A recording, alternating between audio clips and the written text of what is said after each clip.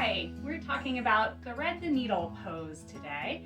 Thread the needle pose is primarily about a twist for the spine. We often do it at the beginning of a yoga class when we're warming up the spine, and we want to take it in all 6 of its possible directions.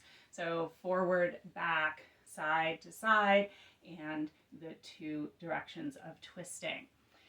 So that said, a lot of people feel it less as a twist and more as a shoulder opener. And really there's no reason it can't be both. So we're going to talk today about some alternatives to thread the needle pose. If there's a reason you can't do it, maybe you can't be on your knees. It's a good reason to adapt.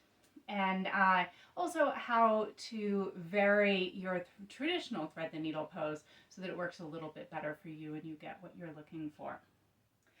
So first of all, I said it was a twist. So we all know a twist is turning in one direction, right? So if I were on all fours here and I twisted to my left, that would bring my right shoulder underneath me.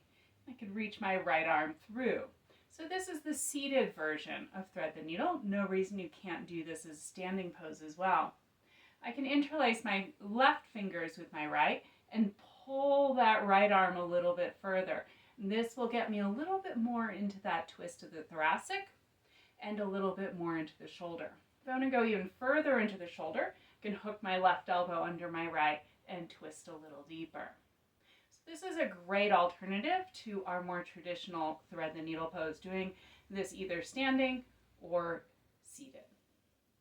For that matter, you can do it on your back as well.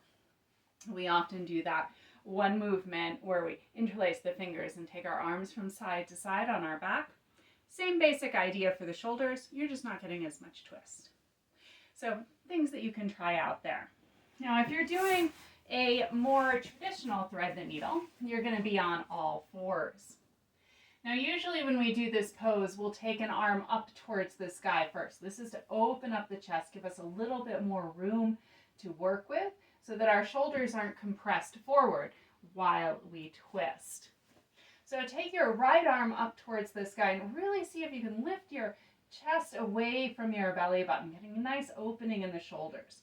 This is, remember, a twist, not so much about cranking the shoulders, but opening the shoulders. You want to keep some semblance of that opening, so that means not chest collapsing, as you take that right arm underneath the left. Now you can bring your shoulder all the way to the floor. If that doesn't feel good, you can keep that left hand on the floor, pushing yourself up so your shoulder doesn't touch the floor.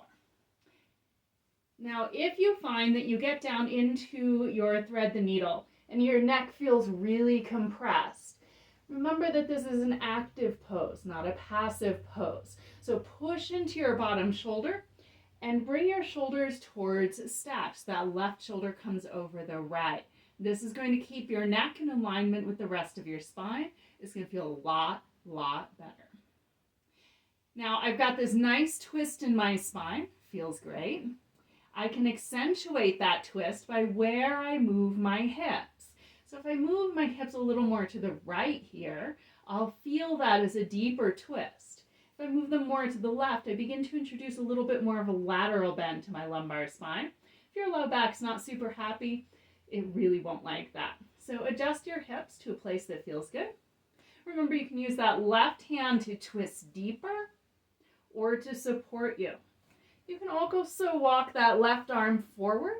This is going to bring you into a nice side body stretch while you're twisting.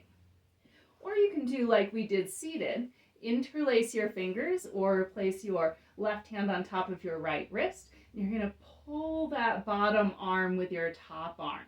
And this will also help you twist deeper.